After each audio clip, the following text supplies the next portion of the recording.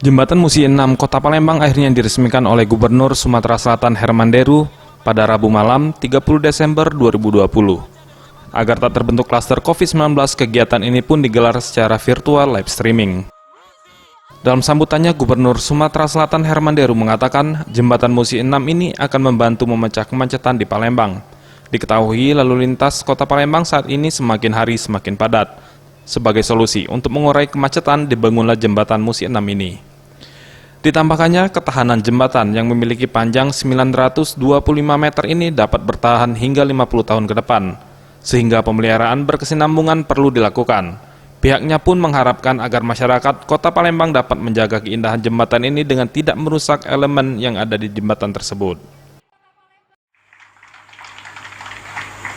Harapan masyarakat ini yang sudah disampaikan oleh Pak Wali Kota tadi, tentu dirasakan juga oleh sekian banyak pengguna jalan yang melintas Kota Palembang, dari dan akan ke Kota Palembang.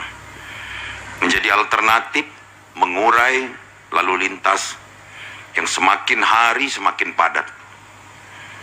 Jawabannya adalah karena kita dibelah oleh sungai kebanggaan kita ini, jawabannya hanya satu, yakni jembatan dan jembatan.